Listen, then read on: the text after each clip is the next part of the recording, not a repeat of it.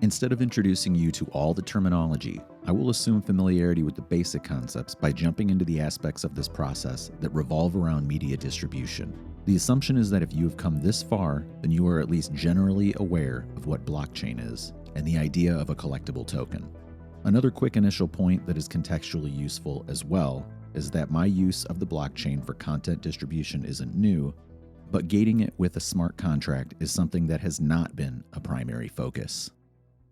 As an artist, it is our role to synthesize the world and our experiences into abstraction, to make them episodic and capture the emotional vignettes for remembrance.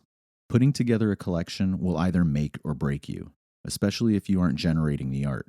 It takes discipline, consistency, and grit to persevere through life's challenges and still manage to get things done.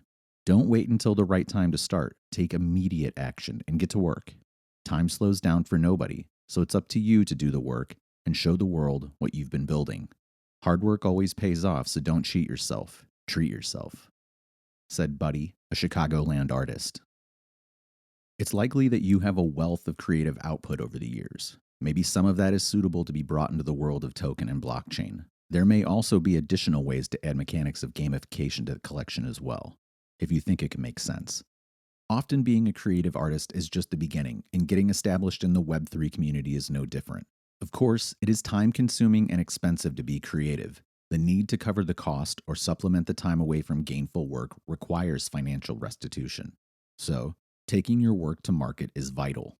Simple choices can have big impact on the adoption and potential exposure of any given artist. When selecting a marketplace, you have to consider what type of collectors are actively trading on that platform and what their artistic taste is, more or less. So you can place your appropriate collection on the platform with collectors who appreciate that type of work and are spending a similar amount for the artwork. Higher tier, one-of-one artists seem to lean towards Maker's Place, Nifty Gateway, Super Rare, Known Origin, and Foundation. It is also important to consider how much control you have over your minting contract. A marketplace like OpenSea, most users are all minting into one giant contract, which is not ideal and leaves you at the mercy of their company's decisions. Alternatively, you can mint your own contract and then consider the appropriate marketplace to list that NFT for sale, said Glassy, founder of Glasshouse and Moonriser.